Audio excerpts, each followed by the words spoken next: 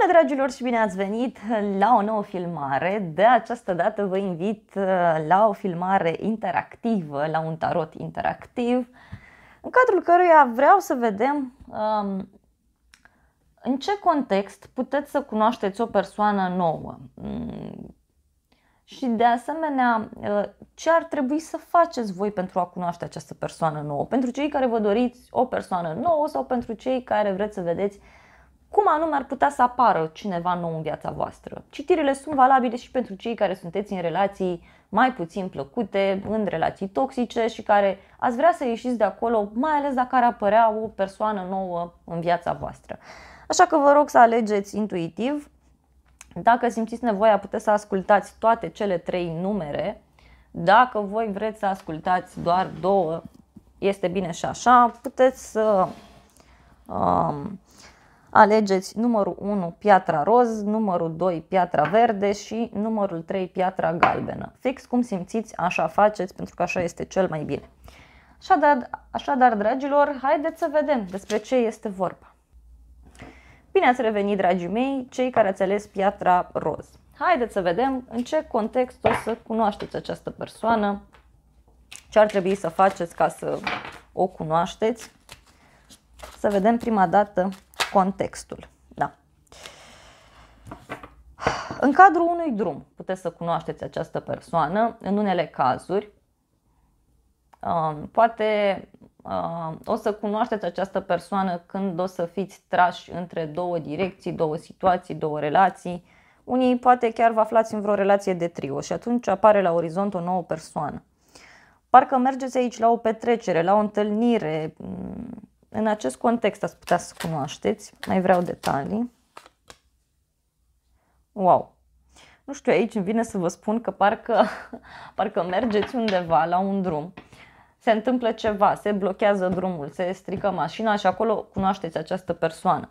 Într-un moment total neașteptat, poate, cine știe, într-un moment în care faceți schimbări mari atunci când vine vorba de o femeie din viața voastră sau schimbări mari care țin de un proiect, de confortul vostru. Vă schimbați locul de muncă, schimbați ceva anume în viața voastră și acolo aveți ocazia să cunoașteți. Și văd aici o petrecere, da? Și în cadrul unei petreceri ați putea să cunoașteți pe cineva.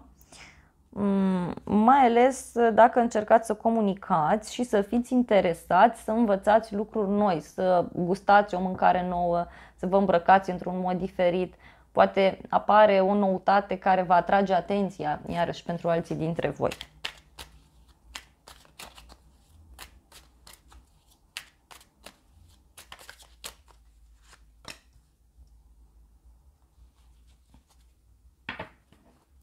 Poate fi un moment în care voi sunteți foarte stabili din punct de vedere financiar și atunci puteți să și cunoașteți această persoană. Însă văd că e nevoie să renunțați la anumite lucruri, e nevoie să renunțați, să lăsați deoparte anumite elemente. Posibil să fiți foarte aglomerați pe zona locului de muncă sau pe zona banilor atunci când cunoașteți această persoană, dar, repet, se cere de la voi să socializați foarte mult, să faceți drumuri, să comunicați și haideți totuși să vedem și ce anume ar trebui să faceți voi. Și cam în acest context ați putea cunoaște persoana.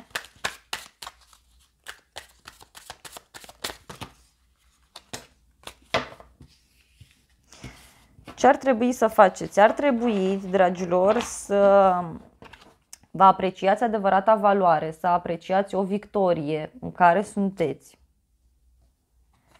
și să încercați să vă urmăriți puțin propriul interes. În alte cazuri, văd că sunteți prinși într-un compromis. Orică vreți, orică nu vreți, acest compromis se rupe mai devreme sau mai târziu. Și acolo să știți că aveți ocazia să cunoașteți o persoană nouă, pe care, nu știu, care inițial nu prea o să vă placă. Inițial o să respingeți această persoană. Mai departe, ce ar trebui să faceți? Ar trebui să faceți niște studii noi sau ar trebui să ieșiți mai mult cu prietenii, la petreceri, la întâlniri, dar să o faceți într-un mod diferit. Poate chiar să fiți dispuși să vă împrieteniți cu niște colegi de la locul de muncă sau să fiți deschiși într-o afacere sau într-o noutate care ține de zona financiară, dar împreună cu prietenii sau împreună cu persoanele dragi vouă.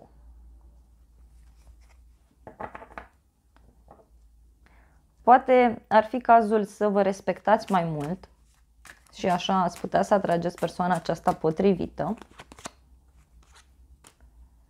Și ce ar trebui să faceți? Ar trebui să nu vă mai supra-solicitați chiar atât de mult. Ar fi bine să vă găsiți o ordine în ceea ce faceți și să vă ascultați inima, să găsiți un echilibru între felul în care vă exprimați, vă comportați în lume și felul în care vă tratați așa când sunteți singuri. Acolo ar trebui să aveți grijă. Iarăși, ați putea să cunoașteți această persoană dacă o să începeți să cereți ajutorul celorlalți. Și mai ales dacă sunteți femeie, acest lucru cu siguranță o să vă ajute foarte mult să închegați chiar și o relație extrem de frumoasă. Bun, să vedem zodiile implicate aici. Văd foarte puternic zodii de pământ, Taur, Fecioară, Capricorn, zodii de foc, Leu, Săgetător, Berbec, Rac și cam atât. Dragilor, aceasta a fost citirea voastră pentru cei de la numărul 1. Vă invit cu drag și la alt număr dacă vreți să mai vizionați sau la altă citire. Bine ați revenit, dragii mei, cei care ați ales piatra verde. Haideți să vedem voi în ce context o să cunoașteți o persoană nouă. Ce anume trebuie să faceți voi pentru a cunoaște această persoană. Posibil să cunoașteți o persoană nouă într-o confruntare, într-o perioadă, iarăși, în care o să aveți mai multă încredere în voi. Poate fi o zi sfântă, o ieșire cu niște persoane dragi vouă. În alte cazuri văd o provocare care apare în viața voastră și exact atunci vine cineva să vă salveze, vine cineva să vă ajute. Apare o provocare în familie, văd aici, care o să vă ajute foarte, foarte mult să cunoașteți o anumită persoană. Dragilor, aici, nu știu, ori în cadrul unei petreceri în familie, adică o nuntă, o logodnă, văd aici, acolo ați putea să cunoașteți pe cineva, dar în alte cazuri văd că, nu știu, poate într-un loc sfânt sau într-un loc special inimii voastre. În locul natal, da, foarte aproape de casa voastră, de acolo de unde v-ați născut, iarăși ați avea ocazia să cunoașteți o persoană nouă.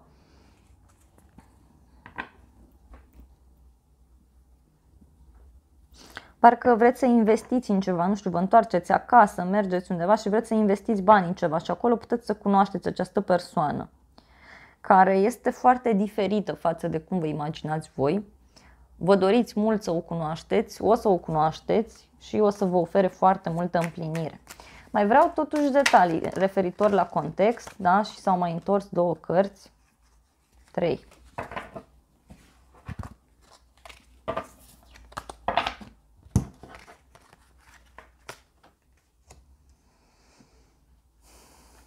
Poate chiar într-o situație în care aveți niște probleme cu o investiție, cu niște bani. Și ce ar trebui să faceți voi? Ar trebui să mergeți să cereți ajutorul, ar trebui să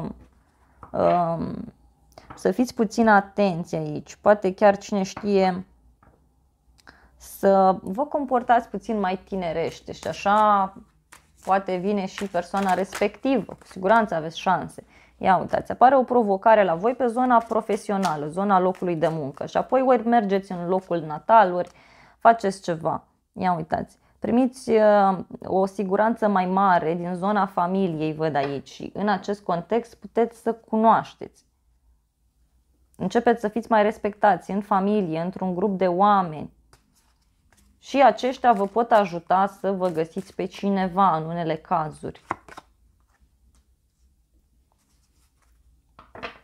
Aici vi se spune clar să găsiți un echilibru între bucuria inimii voastre și bucuria voastră financiară sau fizică. Aici se cere un echilibru. Poate în unele cazuri aveți ocazia să cunoașteți această persoană după ce rezolvați o problemă care ține de o căsnicie, care ține de un contract, de o asociere, de ceva de genul acesta.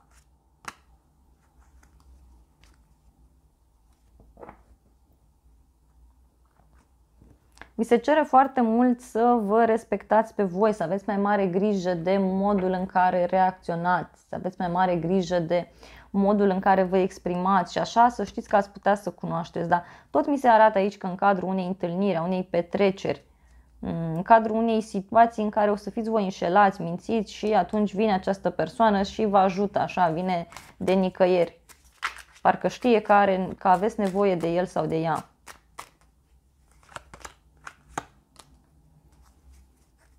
Într-o situație de blocaj o să cunoașteți această persoană. Un blocaj în care o să fie nevoie să lăsați ceva în urmă, ceva în care ați investit mult. Poate o să fie nevoie să ieșiți dintr-o relație toxică în care sunteți pentru unii. Pentru alții văd aici un alt bărbat în peisaj la care va fi nevoie să renunțați dacă sunteți femeie. Dacă sunteți bărbat, să știți că această persoană va fi într-o relație în momentul în care o veți cunoaște. Și va fi o relație aproape destrămată, aproape de final și atunci o să fie nevoie să așteptați, să înțelegeți viața altfel. Ia uitați, și să fiți deschiși la ceea ce vine către voi. Bun, zodiile implicate aici sunt Taur, Leu,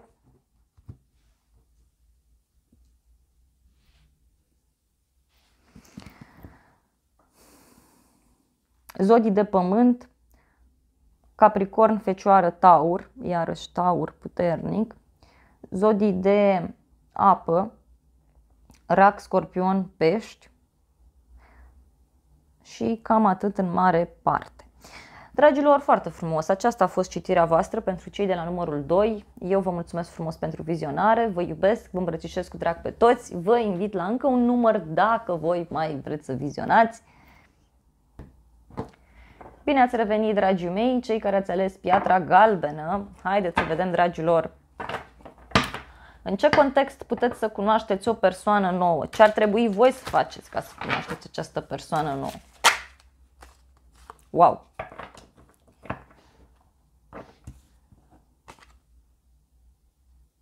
Dacă sunteți într-o luptă sau sunteți pe gânduri într-o situație, aici vi se spune clar să vă urmăriți propriul interes. Să începeți să vă mai gândiți puțin și la voi, să vă mai respectați puțin și pe voi. Iarăși.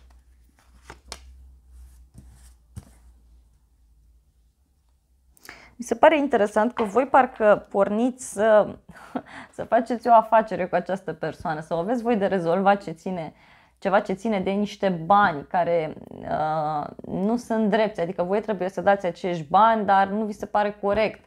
Sau e o nedreptate aici care ține de niște bani, de un divorț, de un partaj și în acest context, culmea, cunoașteți o persoană nouă.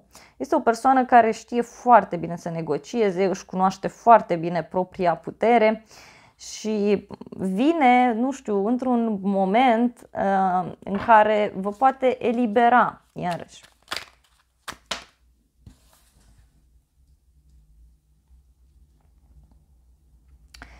Voi vă doriți foarte mult aici să vă recuperați acești bani sau să faceți această schimbare în viața voastră, să vi se facă dreptate și tocmai în acest context să știți că o să cunoașteți această persoană.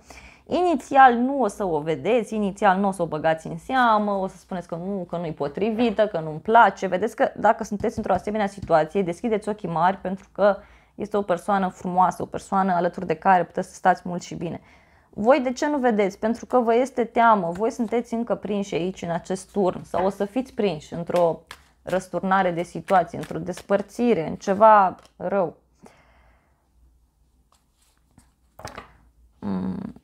O să vă invite această persoană la un moment dat în oraș sau o să vină către voi cu o ofertă, o să vadă că nu merge așa cu niște apropouri, cu niște cuvinte și o să vrea să ia atitudine, să spună lucrurilor pe nume, dragilor.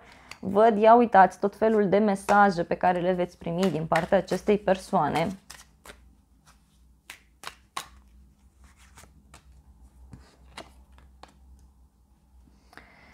Și văd că această persoană, să știți că ia atitudine foarte puternică asupra voastră, adică nu stă foarte mult pe gânduri. Dacă voi în primă instanță nu prea o să vreți, această persoană vine și spune lucrurilor pe nume.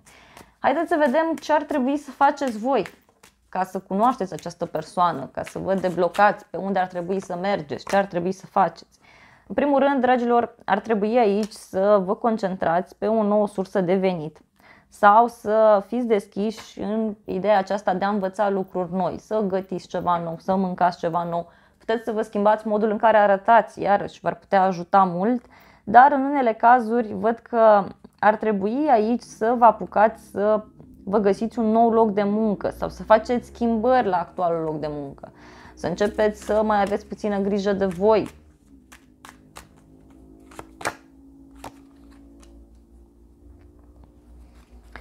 Ar trebui să încercați să mai faceți acte de caritate, să fiți mai darnici față de ceilalți, să fiți cumpătați atunci când vine vorba de zona aceasta a banilor. Și să vă urmați pasiunile și așa cu siguranță puteți să întâlniți și persoana respectivă. Mai departe, ce ar trebui să faceți? Să vă călcați puțin pe inimă și să luați atitudine. Poate chiar cine știe în alte cazuri să încercați să vă bucurați mult mai mult de poziția pe care o aveți, să vă respectați în primul și în primul rând. Cred că ăsta e cuvântul cel mai potrivit. Și ce ar trebui să faceți? Ar trebui să apreciați tot ceea ce vine către voi. Pentru că atunci când faceți acest lucru, cu siguranță și universul vă oferă la rândul său la fel.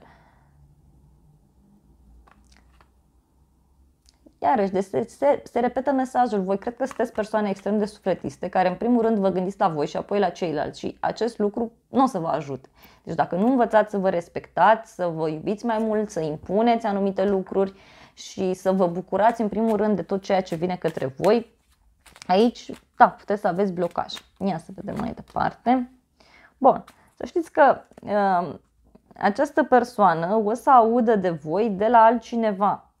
Și o să vină pur și simplu atunci când nici măcar nu vă așteptați și o să vă propună în așa fel încât nici nu vă așteptați. E o persoană de destin, apropo.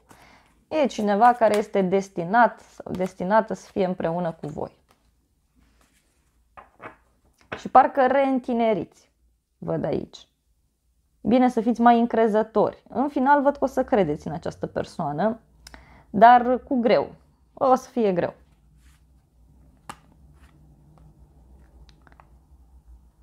Vi se cere să acționați într-un mod diferit față de cei care au probleme de sănătate sau cei care au probleme financiare. Nu știu de ce v-a ieșit acest mesaj, pentru unii poate este valabil. Sau dacă voi aveți o problemă de sănătate, se cere să acționați diferit, da? Să faceți lucrurile altfel. Bun, dragilor, ca și zodii implicate aici la voi, văd așa, zodii de pământ, Taur, Capricorn, Fecioară, zodii de apă, Rac, Scorpion, Pești, zodii de foc, Berbec, Leu, Săgetător, dar văd și zodii de aer, Gemeni, Vărsător, Balanță. Deci la voi e ceva foarte complex aici, ceva foarte profund. Dar în mod special zodii de apă, Rac, Scorpion, Pești, este foarte intens și zodii de foc, Leu, Săgetător, Berbec. Cine știe? Dragilor, aceasta a fost citirea voastră de această dată. Eu vă mulțumesc frumos pentru vizionare și vă mai invit încă la un număr dacă simțiți nevoie.